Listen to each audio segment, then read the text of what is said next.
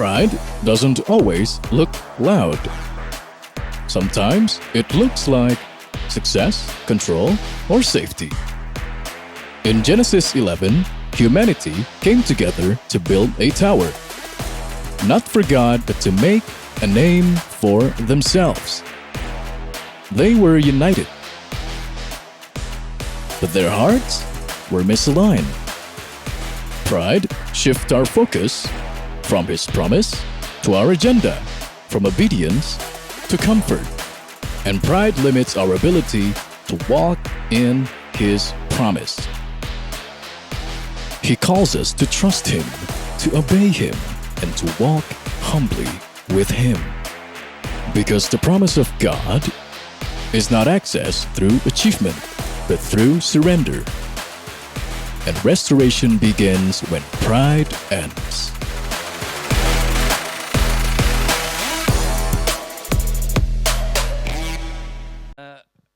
Hari ini itu sebetulnya ada satu hal yang agak susah, ya bukan susah, menarik, tapi saya sendiri harus bergumul ini sungguh lama gitu ya. Karena sebetulnya mulainya dari Align in Promise ini ya Tuhan. Tapi sebelum itu saya sih mendapat tugas gitu ya untuk membawakan sesuatu yang menurut saya ini kok sedikit aneh gitu loh ya. Ini menurut saya, maklum lah ya, usia udah segini gitu, jadi kadang-kadang melihat tulisan-tulisan itu kadang-kadang masih mikir beberapa kali. Dan kemudian saya harus berhari-hari, saya pelajarin sampai dengan Pastor Tulus, mana Pastor Tulusnya nih, saya bilang sama dia, waduh saya kok nggak nangkep ya, rasanya ini sulit sekali kali ini buat saya gitu. Kita diskusi, kita segala macam gitu ya, buka sana buka sini gitu ya. Saya setiap kali saya malam atau pagi gitu, saya mesti terus buka-buka cari-cari kira-kira gimana ya maksudnya Tuhan itu apa. Karena gini, pertama dulu waktu Align and Promise, saya tuh membuka satu ayat yang luar biasa, yaitu ada di Roma 8, mulai ayatnya yang ke-15 sampai dengan ke-17 ya, saudara nggak usah buka.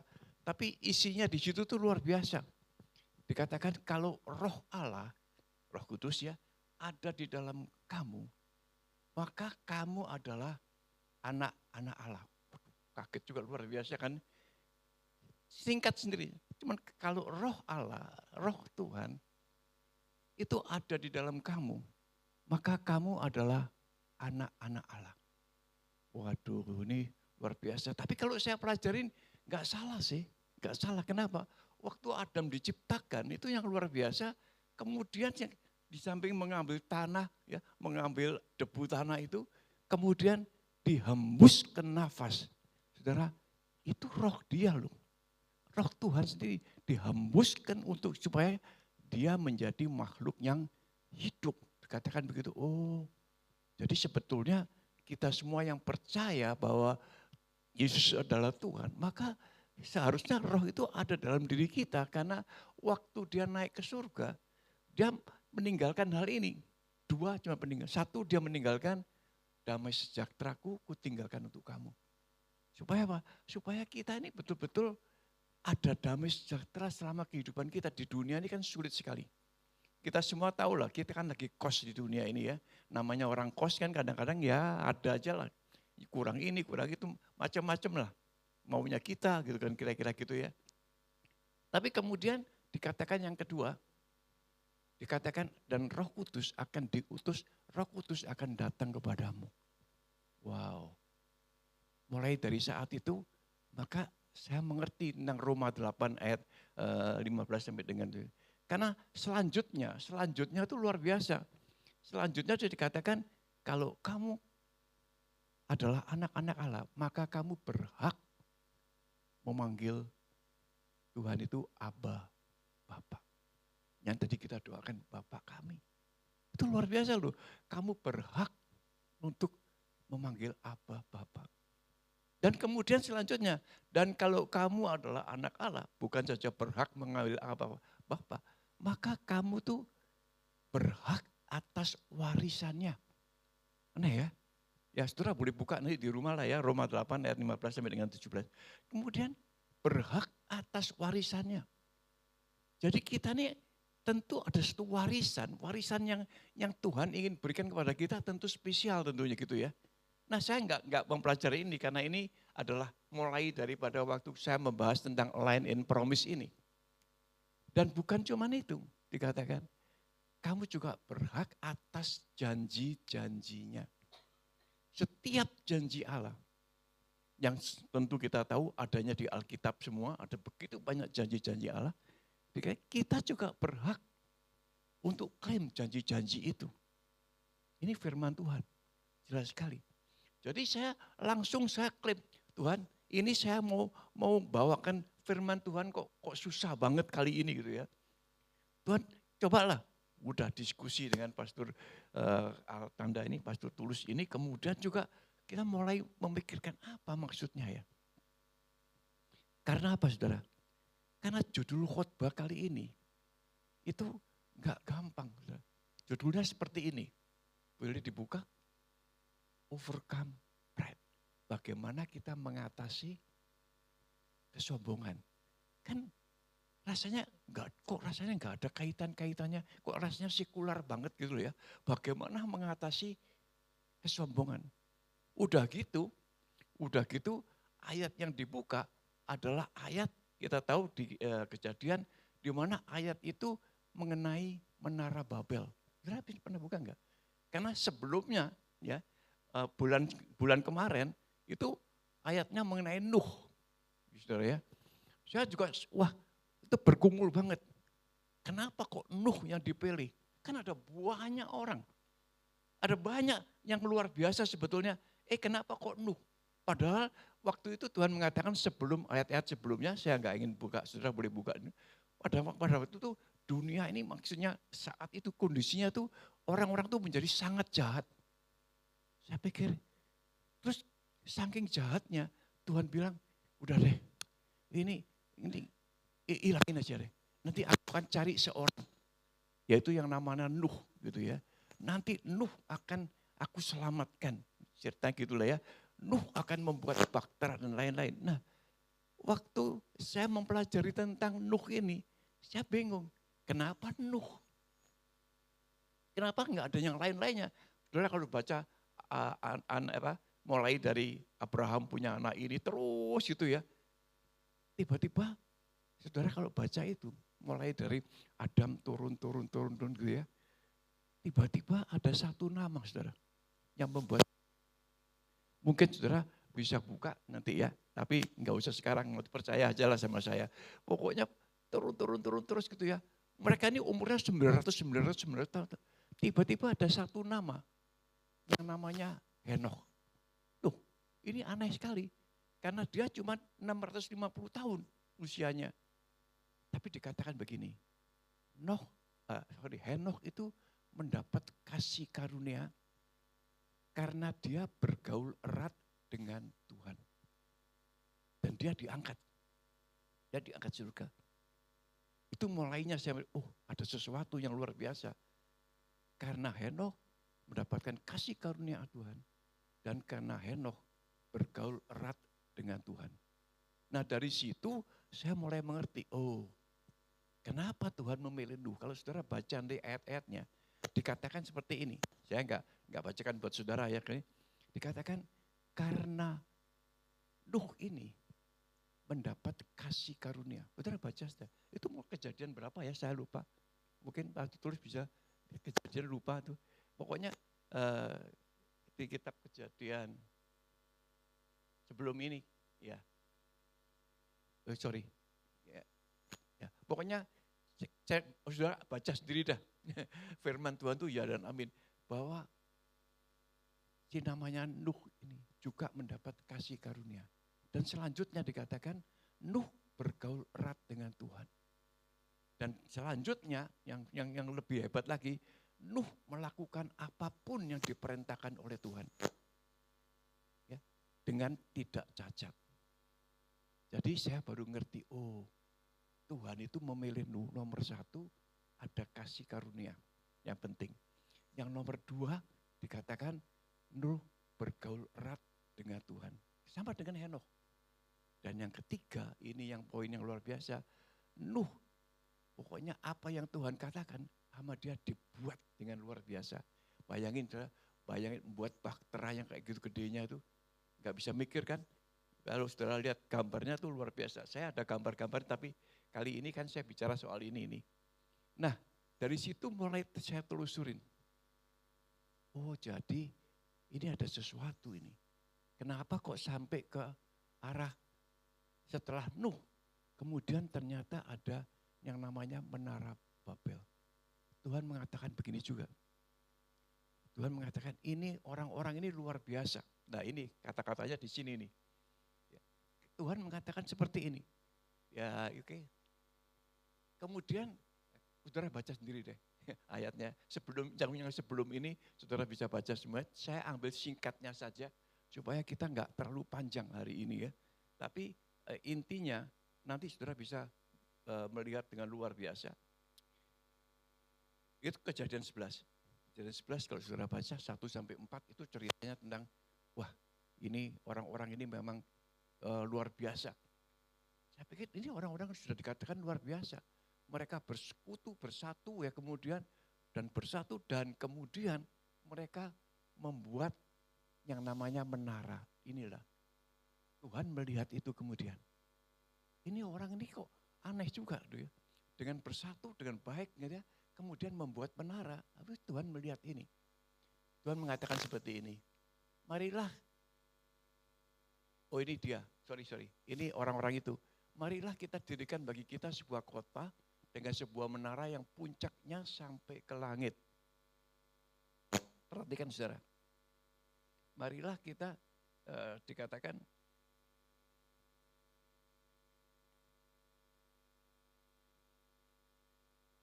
kita membuat sebuah menara yang puncaknya sampai ke langit dan marilah kita cari nama supaya kita jangan terseret ke seluruh bumi. Nah ini mulai suatu. Ini mereka ini mau apa? Kok membuat menara sampai ke langit gitu ya. Dan kemudian mereka cari nama lagi. Kan mereka sudah dikasih tahu bahwa mereka itu adalah ciptaan Tuhan. Manusia yang diberkati gitu ya. Tapi kenapa kok mesti cari-cari yang sebegini?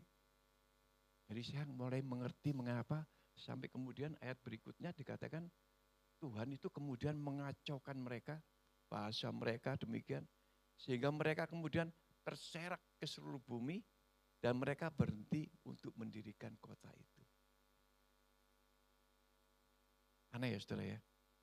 Tapi setelah saya mempelajari ini, ngapain loh mereka itu sudah enak-enak, udah hebat-hebatnya, sudah diberkati. Tapi suatu ketika tiba-tiba mereka merasa, kalau bisa aku mau ketemu Tuhan, kira-kira gitu.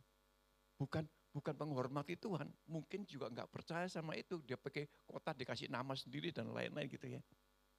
Nah saya mulai memperhatikan sekarang, dari mana ya asalnya kok mereka bisa punya ide yang kayak begitu. Nah saudara, kita belajar ya sekarang ya. Maaf kalau agak kepanjangan dikit, tapi kita belajar.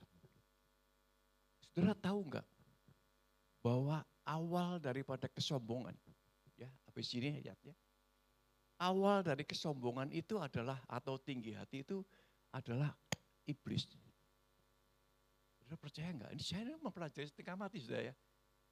Dari mana ya kok bisa-bisanya iblis ini membuat suatu hal yang luar biasa. Nah kalau saudara baca, waktu manusia pertama diciptakan, itu kan Tuhan mengatakan, ayo kita membuat mereka yang segambar dan serupa dengan kita. Pada waktu itu sebetulnya Lucifer atau si malaikat yang menjadi pemimpin sebagai sepertiga daripada jumlah malaikat itu, mungkin dia mendengarkan hal itu. Mungkin dia melihat, kok ini manusia ini kok dibuat enak banget, segambar dan serupa. Lah kita ini gimana? Kita kan sudah mengabdi, sudah luar biasa dengan Tuhan. Nah, pada saat itulah ternyata Lucifer ini berontak. Maka kalau saudara baca ayatnya ada di Yeskiel 28 ayat 17. Saya enggak tulis semuanya, tapi kalau saudara mau baca silakan catat aja Yeskiel 28 ayat 17. Dikatakan seperti ini. Rupamu tampan, tapi membuat engkau menjadi sombong. Dan kemasyuranmu menyebabkan engkau bertindak bodoh. Sebab itu engkau kubanting ke tanah. Bahasa kasar ya, ini bahasa Indonesia sehari-hari. Yeskiel 28, 17. Jadi Lucifer yang berontak itu, karena dia ingin menjadi paling tidak ya seperti Allah lah. Maka dia dilemparkan, dibuang. Dilemparkan dan, oh ini ada ayatnya sudah. Ayat 28 ayat 17, ya betul. Ini dikatakan engkau sombong.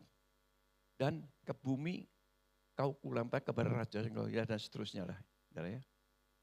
Nah, mulai dari saat itu saya mulai sadar. Oh, karena itu waktu di Taman Eden, ini kan penciptaan itu si siapa namanya itu Adam dan Hawa kemudian dikasih kata, Adam, ini Tuhan bilang, kamu boleh ambil apa saja di taman itu. Tapi ada 2 pohon, tapi yang satu pohon mengenai pengetahuan jahat dan baik itu jangan disentuh ya, jangan dimakan. Ini Adam ya. Entah gimana Adam pasti cerita sama Hawa tentunya. Tapi entah gimana pada waktu mereka di kejadian 3 itu kejadiannya. Pada waktu sudah ada di Taman Eden kemudian, nah saya baru mengerti si ular itu mulai. Jadi kita tahu lah yang namanya iblis itu adalah, karena Yohanes 10 ayat 10 mengatakan dia itu sifatnya apa saudara? Mencuri ya, menipu, mencuri dan membinasakan. Itu sudah jelas sekali. Yohanes 10 menjelaskan dengan demikian. Maka si iblisnya menjadi ular ya, kasarnya lah itu jadi ular. Dan yang pertama sasarannya tentunya adalah Adam dan Hawa. Nah kok bisa-bisanya Hawa itu ya setengah iseng gitu mungkin ya, ketemu ular.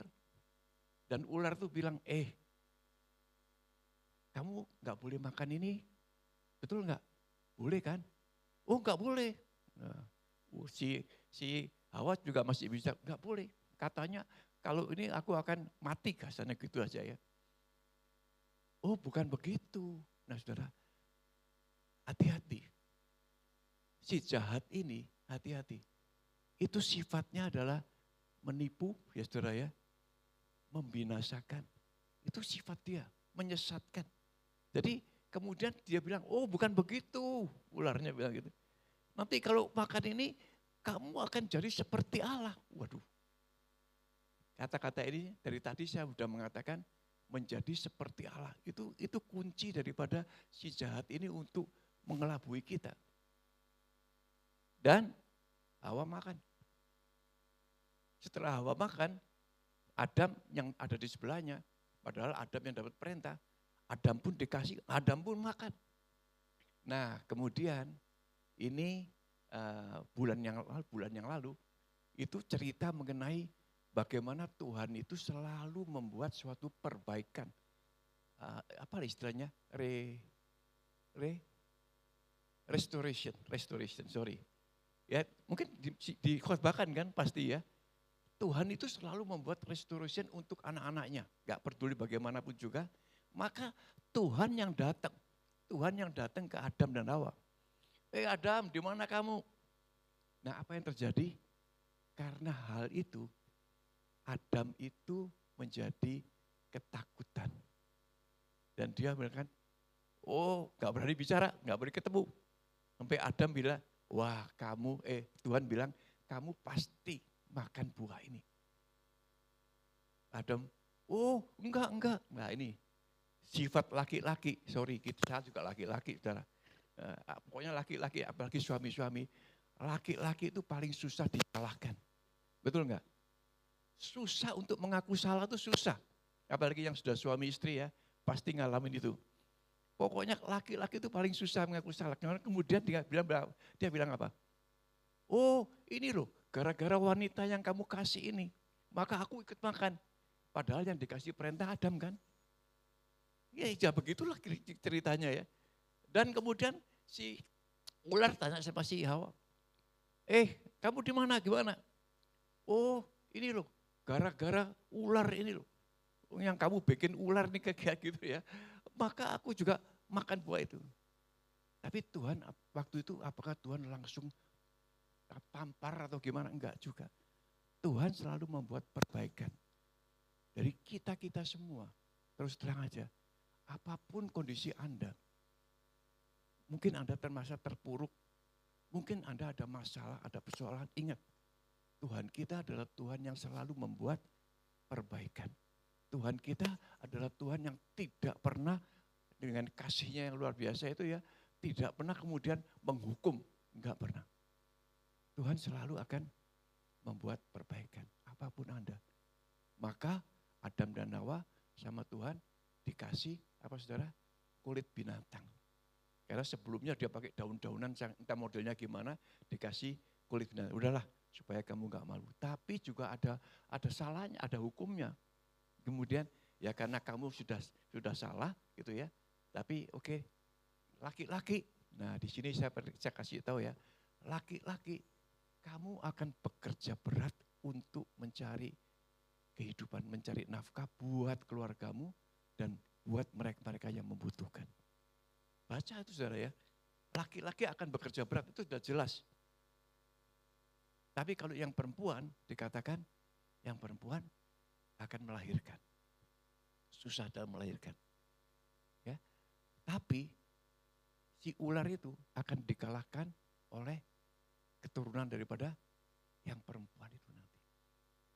Itu ceritanya tuh muter-muter di situ kan saudara ya. Tapi dari situ kemudian saya merasa ini benar juga Tuhan kita nih. Ternyata Tuhan kita tuh selalu akan melihat siapa yang berani meninggikan diri. Gak sadar kan ini yang di sini jelas sekali yang meninggikan diri itu mulai daripada si iblis. Kemudian dia mulai membisikkan ke ini dan kemudian manusia udah mulai keracunan dah daripada hal yang paling penting. Dan inilah senjata daripada iblis yang paling itu kita nggak sadar. Tapi saudara sendiri semuanya gampang sekali memasukkan hal-hal yang seperti ini. Yaitu kepingin, gue akan lebih ya, gue akan lebih daripada yang lain. Gue akan pinter, apalagi gue akan punya kekayaan. Oh cukup, lu siapa? Susah ngelihat orang yang susah. Ya. Atau orang yang sudah punya jabatan, misalnya sudah punya kedudukan tinggi gitu ya. Dia dengan maunya perintah, mau lu tahu nggak gua siapa? Nah, kadang-kadang gitu kan ya. Pernah kan rasa gitu? Pernah ketemu gitu kan? Itu kan, itu yang kelihatan lah, itu yang gampang kelihatan. Tapi ada yang nggak kelihatan. Kesombongan yang tidak kelihatan. Contohnya saya sendiri, gitu ya. Supaya gampang, contohnya saya sendiri juga melakukan hal yang sama. Yang satu, saya itu paling susah sekali kalau melihat, kalau saya janji sama orang, saya kalau bisa janji jam 10, saya datang duluan, misalnya jam 10 kurang seperempat. Pokoknya saya nggak mau terlambat kalau udah janji sama orang. Atau mungkin bukan janji orang aja, mungkin ada acara demi acara, kalau dikasih tahu jangan terlambat ya. Atau dikasih tahu kamu datang ya. Nah saya tuh paling nggak bisa. Maksudnya nggak bisa, saya tuh paling memegang, wah pokoknya saya tuh perfect lah dalam hal ini, waktu. Nah istri saya nggak begitu. Ini repotnya kan, istri saya santai. Dan kita nggak bisa nyalahkan mereka, karena mereka tuh perlu pais-pais segala macam ya, apa tuh ya, ya dandan segala macam. Namanya istri kan selalu perlu gitu ya kan. Dan selalu kalau udah bilang, pokoknya, aduh kamu jangan terlambat ya. Kita, ya. Tapi kan ternyata terlambat juga gitu loh. Nah, suatu ketika saya bilang gini, kalau kali ini terlambat, kenapa?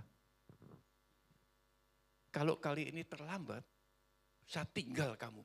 Waduh, kan rasanya kan ada sombongnya kan ya. Siapa gua? Ini gua suami, ini kepala rumah tangga nih. Wah, kira-kira gitu kan ya. Dan istri tunduk sama suami ya. Jadi mulai muncul. Tanpa halnya kecil aja, muncul.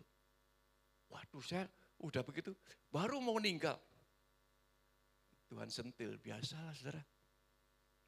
Yang namanya roda mobil kempes gitu kan ya. Nah, nanti namanya ada aja yang terus saya bilang, doaku ini kan bener lah, rasanya gitu kan ya. Tapi Tuhan lebih bener lagi. Dari situ kemudian Tuhan mulai mengajarkan ke saya, kamu boleh perfect itu boleh, tapi jangan keterlaluan. Gitu loh. Jangan keterlaluan tuh ada batasnya. Kalau sudah lewat batas itu, berarti kamu sombong. Kamu merasa kamu lebih daripada yang lain. Ya juga. Itu sekali. Yang belakangan ini yang paling lebih susah. Ya, sombongnya sudah keterlaluan gitu ya. Saya ini kan bisnismen tadinya. Kemudian pelayanan segala macam. Kemudian ada 4 hamba Tuhan itu menghampiri saya di dalam persekutuan. Dan 4 hamba Tuhan ini berturut-turut itu ya. Bilang, Handoyo, kamu mesti full time. Udahlah, saya sih enggak nolak. Wah Tuhan, benar, terima kasih kira-kira gitu ya. Tapi, saudara, saya bilang, tapi ini kan hal yang penting. Saya percaya bahwa Tuhan pasti bicara sama saya. Paling tidak sama istri saya lah. Ya, atau mama saya, gitu kira-kira gitulah ya. Pokoknya Tuhan pasti bicara langsung. Pertama, itu yang pertama nih hamba Tuhan namanya Samsu Kota. Yang kedua itu hamba Tuhan dari Inggris namanya Michael Rose Watson. Juga sama. Waktu retret dia tiba-tiba tunjuk saya, Handoyo, Tuhan bilang kamu mesti full time. Wah, terima kasih. Gitu. Tapi saya percaya doaan ya. Nanti Tuhan akan bicara dengan saya langsung, ini penting. Gitu kan ya. Udah, kedua. Yang ketiga, itu yang namanya Lauren Cunningham. Mungkin yang ada di YouTube Mission tahu. Siapa Lauren? Saya ikut retret dia. Dan tiba-tiba waktu selesai retret, datanglah dia. Aku enggak ngerti, tapi kamu mesti full time. Kata-katanya enak.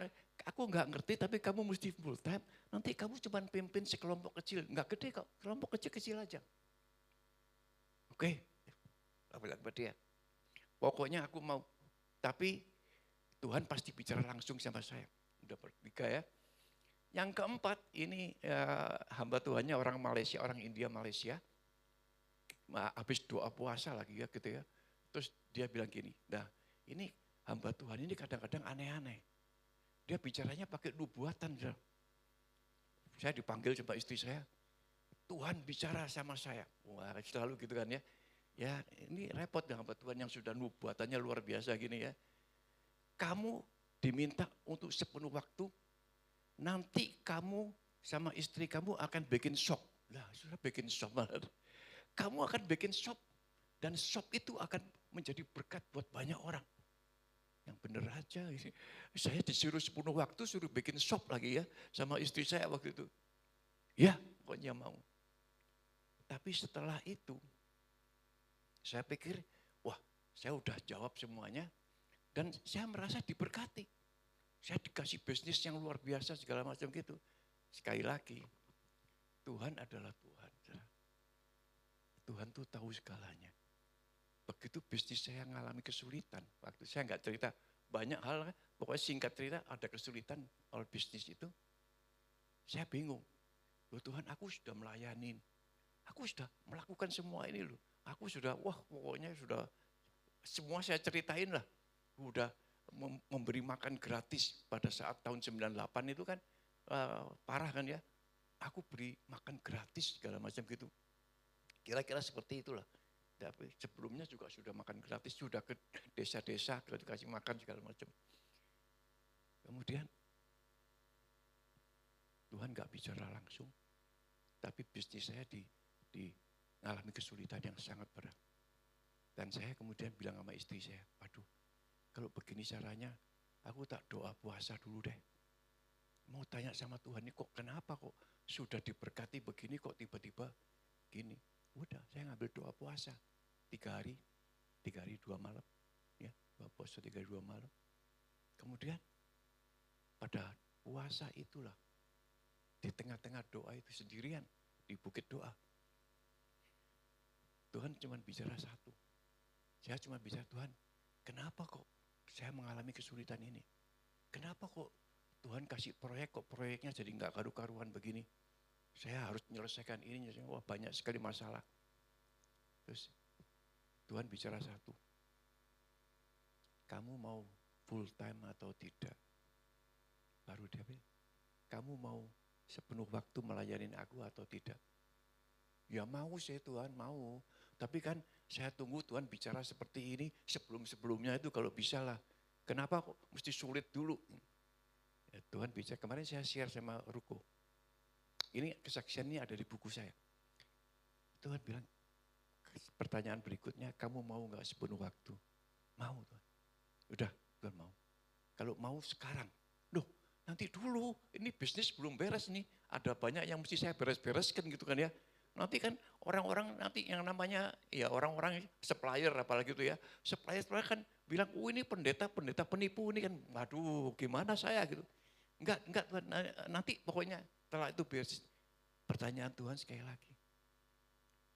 Kamu mau full time atau tidak? Oke Tuhan. Terus pertanyaan yang namanya orang bisnismen itu kan suka ngeyel. Gitu. Ngeyel atau ngeyel ya? Ngeyel tuh gitu ngomel tuh. Tuhan, tapi kenapa kok Tuhan kasih aku proyek? Kenapa Tuhan kasih aku proyek? Saudara, untuk dapat proyek itu enggak gampang. Saya ikut tender internasional. Namanya proyek saya itu sekolah SPH di Jakarta, di Karawaci. Sekolah Pelita Harapan. Itu Indra di sana. Kamu pernah sekolah sana? Oh, enggak. Fandi kalau enggak salah ya. Ada yang pernah sekolah sana. Dan saya udah selesaikan. Bagus kan? Tapi kenapa kok saya rugi dan banyak supplier belum terbayar? Kira-kira gitulah. Satu. Tapi kenapa Tuhan kasih proyek, tendernya tender internasional. Yang kedua, saya nggak punya orang waktu itu. Datang teman saya, oke aku bantu kamu. Tuhan kasih orang. Dan yang ketiga, waktu itu nggak ada uang untuk mulai proyek itu. Sudah menang tendernya, untuk mulai itu saya belum punya uang. Kenapa Tuhan kasih uang?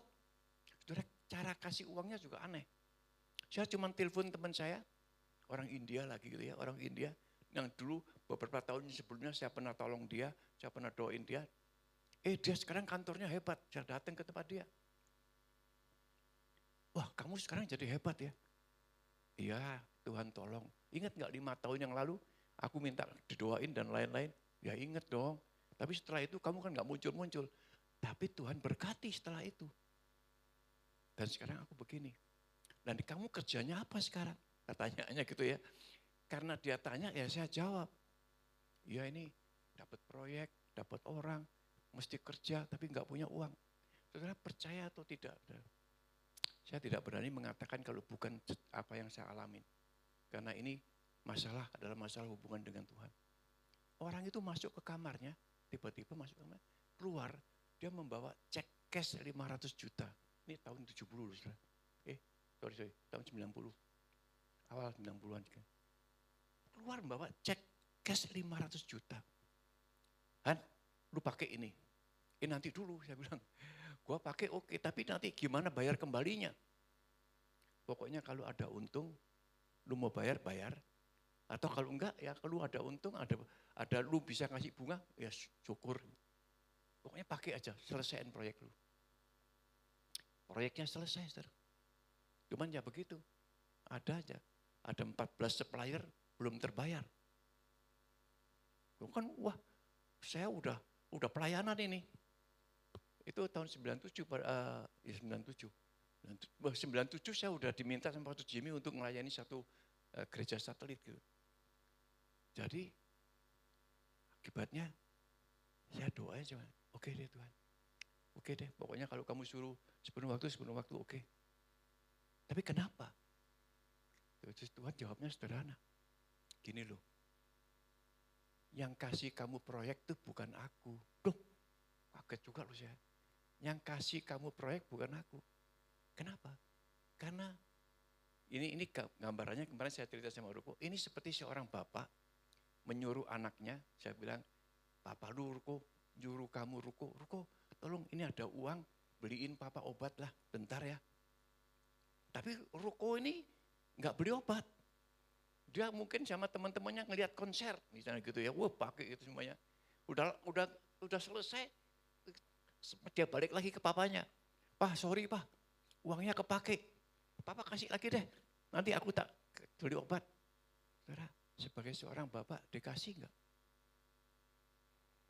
Itu orang tidak bisa dipercaya. Kamu juga seperti itu. Aku sudah panggil 4 kali, kamu enggak mau jawab. Kamu minta proyek, ya bukan aku yang kasih proyek. Yang kasih proyek ya, kamu tahulah si penyesat itu, makanya bahaya sekali cara-cara iblis tipu menipunya tuh bahaya sekali. Oh gitu ya Tuhan ya. Nah terus sekarang gimana? Kamu mau sepenuh waktu enggak?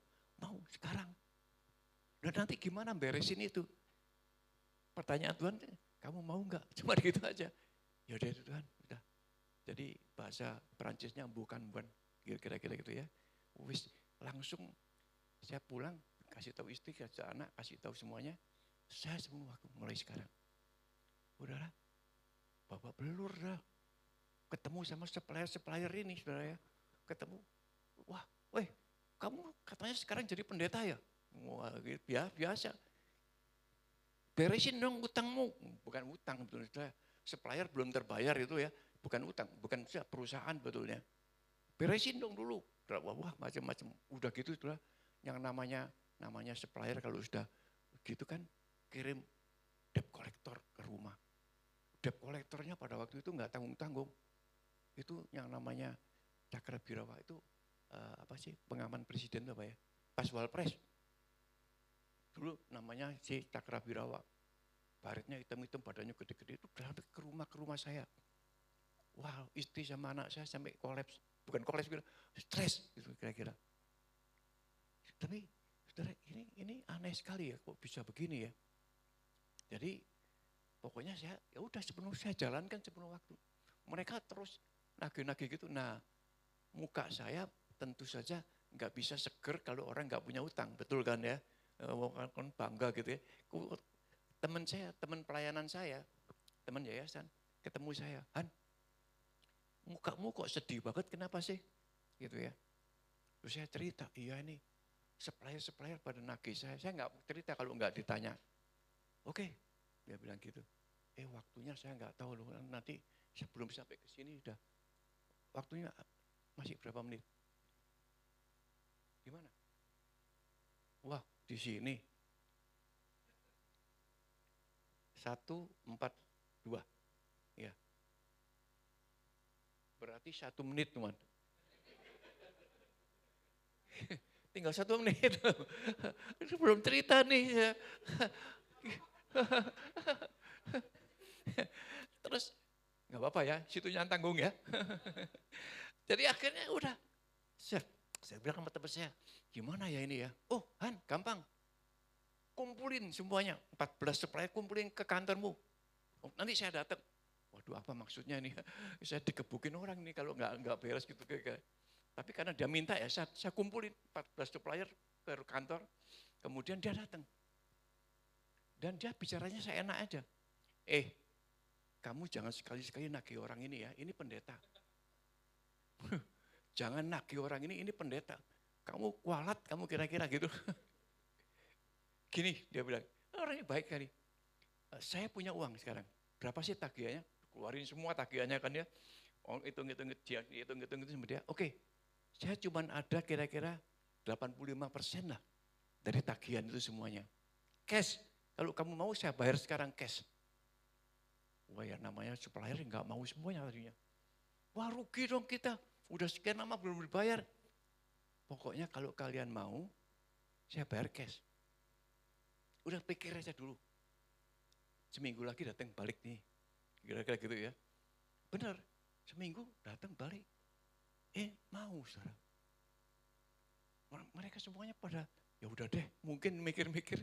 Daripada gue udah untung kan, dia sebetulnya sudah untung. Tapi itu kan sisa-sisa aja. Terus dikeluarin cek. Cash dikasih semuanya. Udah, beres ya. Udah, jangan nagih lagi. Beres, semuanya nggak ada lagi urusan. Terus saya kan bingung. Saya tanya sama dia, lah nanti saya bayar sama kamu gimana? Sama aja kan ya, dia yang bayarin. nanti saya bayar sama kamu. Gampang, gini, kamu punya apa? Memang ya, saudara, ada orang yang bayar ruko. Bayar ruko, bukan ruko, ruko. Iya, dia bayar ruko, ada 4 ruko gitu ya. Tapi saya cuma terima orang bayar utang gitu ya kira-kira ya. Saya cuma terima surat perjanjian jual belinya doang. Rukonya juga saya belum pernah lihat gitu, adanya yang orang Jakarta pasti tahu Dadap. Nah, tempat pembakaran mayat itu di Dadap sana. Tempat buang jin, tempat pembakaran mayat itu adanya di Dadap, utara sana. Terus teman saya bilang, ayo kita lihat yuk, kita ambil ya. Ayo kita lihat. Waduh saudara, saya tuh malu loh waktu ke tempatnya Dadap nih saya malu banget. Kenapa? Karena waktu saya ke Dadap itu mesti lewat, maaf bicara ya, mesti lewat tempat pelacuran dan lainnya sampai ke ujung di pinggir pantai. Ada rukonya, tapi rukonya ada yang nggak ada jendelanya gitu ya, ada yang nggak ada airnya, pokoknya belum selesai 100% loh, berantakan. Terus teman saya ngelihat semua, kan beres, ini kasih gua deh ya. Ya udah, lu mau ya ambil aja. Saya juga agak pernah mikirin bahwa itu bisa diambil sama dia. Saudara, ini kesaksian saya sungguh-sungguh. Ternyata diberesin sama dia semuanya. Saya nggak punya utang sama dia sama sekali. Kemudian diberesin, saudara. Terakhir saya baru tahu, akhirnya ruko itu jadi gereja. Saudara.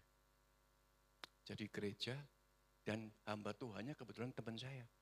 Dia yang cerita, aku di sini sekarang. Loh, kamu gereja itu kan lewat tempat-tempat pelacuran. Ya justru itu. Wah, banyak tuan. Banyak tuan katanya dia. Pokoknya, waduh. Saya baru perhatikan. Karena kesombongan saya.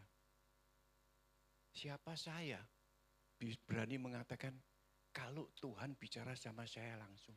Saudara, saya ini siapa? Bisa merentah-merentahkan Tuhan bicara sama saya atau bicara sama istri saya siapa? Di situ saya tahu, hanya karena ya meleset sedikit ya, agak sombong gitu kira-kira ya. Rohani tapi sombongnya. Maka saya harus melalui proses yang seperti ini. Sampai Tuhan tunjukkan bahwa Tuhan is Tuhan. Dia tidak pernah salah.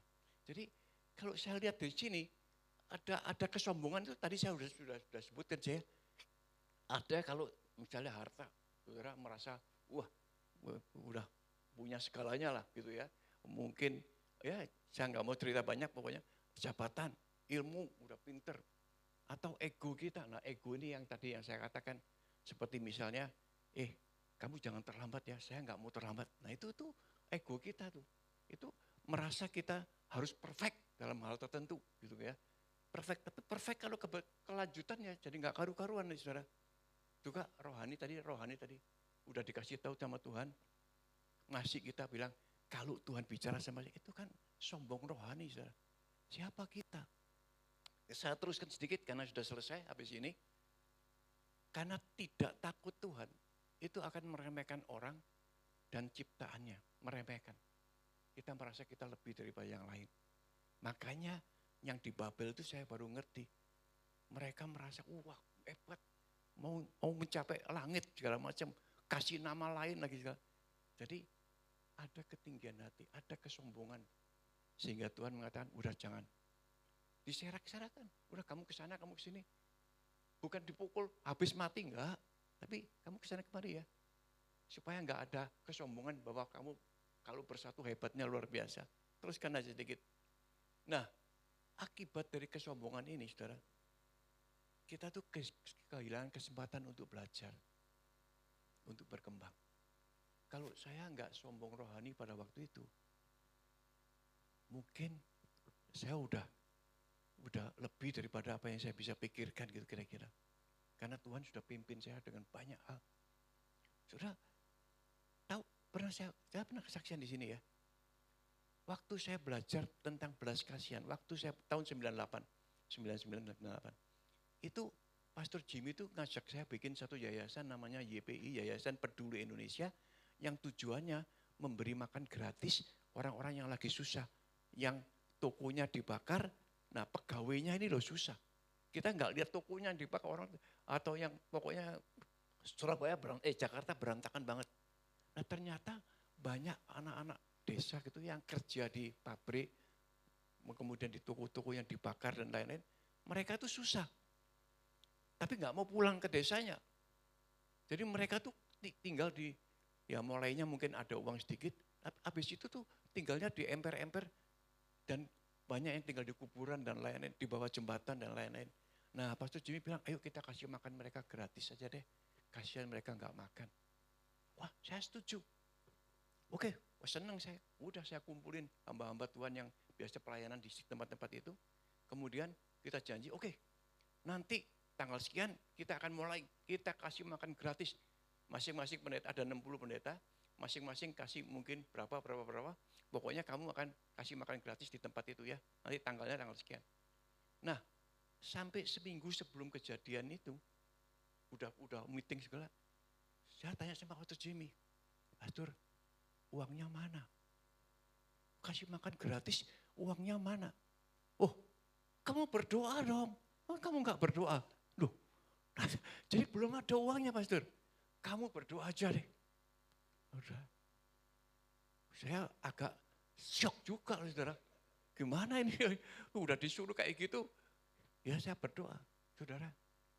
Persis beberapa hari kemudian, 2 hari dengan tanggal yang harusnya dimulai. Ini Pastor Jimmy panggil saya, Han, sudah ada nih uangnya. Wah, saya senang sih. Dari mana Pastor? Saudara tahu dari mana? Saudara? Uang itu ternyata jemaat IFCF yang di luar negeri, terutama yang di Amerika, itu puasa. Puasa karena melihat kondisi Indonesia yang gak karu-karuan. Mereka puasa. Mungkin juga mereka puasa karena kiriman uangnya juga sudah beda kan. Kursnya kan beda. Mungkin juga, tapi mereka pokoknya puasa. Dan uang untuk makan mereka itu dikumpulin, saudara. Pokoknya semua yang mau dikumpulin uang-uang semua. Mereka puasa, gak makan siang. Pokoknya sekali aja makan, itu uangnya dikumpulin, itu yang dikirim. Dan uang itu ternyata bisa memberi makan, saudara, 60.000 orang. 60.000 orang. Tapi setelah itu nggak selesai sampai di situ. Setelah itu wah berkelanjutan panjang. Misalnya saudara, Pastor Jimmy bilang, wah ini sudah berhasil. Ayo kita coba di tempat lain. Coba di Bandung, Surabaya, di Semarang, coba semuanya pokoknya. Wah saya yang mesti masuk ke kuburan-kuburan gitu. Masuk ke bawah jembatan, cari pendetanya kan supaya mereka bisa gitu. Banyak sekali halangan. Tapi kemudian Pastor Jimmy juga bilang, tapi gak bisa kalau cuma makan. Mereka butuh obat, butuh apa, gimana? Saudara, sampai berapa? 3 tahun kemudian, dari mulai 98, 99, sampai tahun 2001. Saudara, kita dapat kiriman dari Amerika terutama, ada dari Amerika, dari Jepang, dari mana-mana. Karena kita akan minta bantuan sana sini untuk kasih mereka lah. Kita dapat kiriman 58 kontainer, saudara. Obat-obatan, kemudian ini apa, kursi roda, wah macam-macam. Saya kalau ingat itu, saya tuh lihat Tuhan kita ini kok luar biasa banget sih. Saya tuh disuruh membagikan kursi roda ke Trenggalek. Saudara tahu Trenggalek nggak? Ada yang tahu Trenggalek? Di Jawa Timur, Trenggalek itu di ujung gitu loh. Saya diminta untuk ngirim kursi roda ke Trenggalek itu. Saya kirim kursi roda ke sana. Saya nggak akan lupa, saudara. Waktu kita bagikan, tiba-tiba ada seorang bapak nangis. Wah terima kasih. Saya berdoa ini sudah lama sekali. Loh kenapa? Anak saya lumpuh. Dan kalau ke sekolah dan lain-lain, saya mesti gendong dia. Gendong ke sekolahan, kemudian udah gede anaknya. Ya sudah mulai gede lah. Kemudian pulang jemput, gendong lagi pulang. Saya tuh ngelihat orang punya kursi roda tuh kepingin banget. Saya udah doa. Waktu itu dia nangis-nangis. Ternyata Tuhan jawab juga. Kasih kursi roda.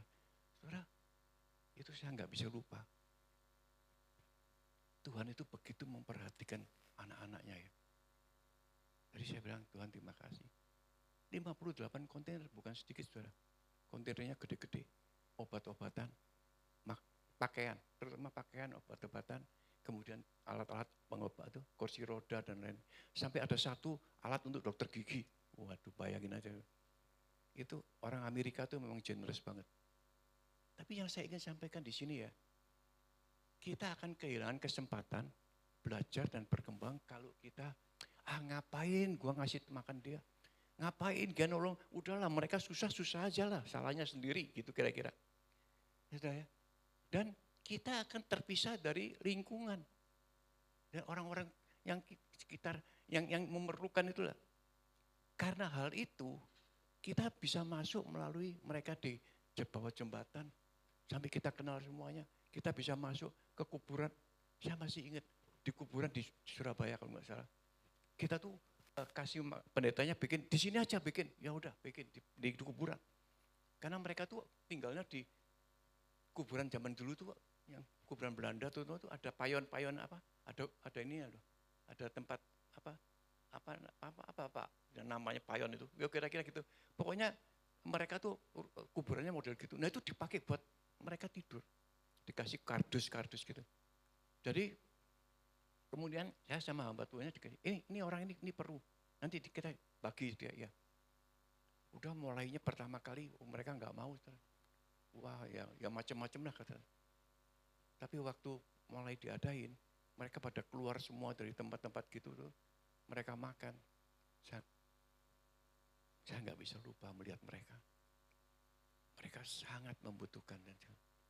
Dan dari situ saya tahu, kalau kita nggak masuk, kita akan nggak bisa masuk ke lingkungan-lingkungan itu.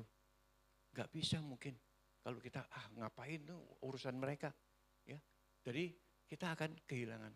Ini lingkungan gede. Kalau lingkungan kecil aja ada loh. Kadang-kadang kalau kita nggak perhatian sama keluarga kita nggak perhatian sama family kita misalnya. Udahlah, kita terpisah. Itu kesombongan. Yang terakhir kali kalau nggak salah. Ya, atau terakhir. Oh ini untuk mengatasi. Sudah, kalau untuk mengatasi sudah baca sendiri aja deh. Itu di Filipi 2. Ya, ini. Iya, gimana cara kita untuk mengatasi supaya nggak sombong. Kita nggak mencari kepentingan sendiri, ya. Kita nggak mencari puji-pujian sia-sia. Kita bisa merendahkan hati, menganggap yang lain lebih utama dari kita. Jangan tiap-tiap orang memperhatikan kepentingannya sendiri. Ini firman Tuhan. Dari Filipi 2 ayat 3 dan seterusnya. Sudah baca. Ya itu yang saya ingin sampaikan pada hari ini. Minus 13 menit. Di sini udah ada minus 13 menit.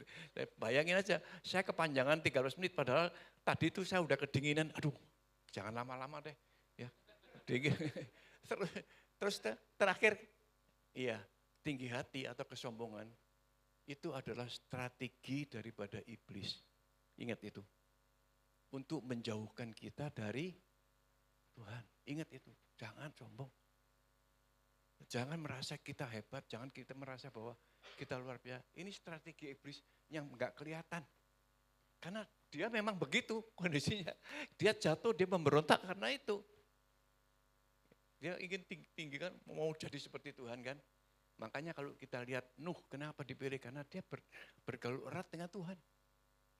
Ya, dapat kasih karunia. Henok dapat kasih karunia. Nah, saya ingin ingatkan saudara, ini yang terakhir. Saudara itu sudah mendapat kasih karunia Tuhan, ingat.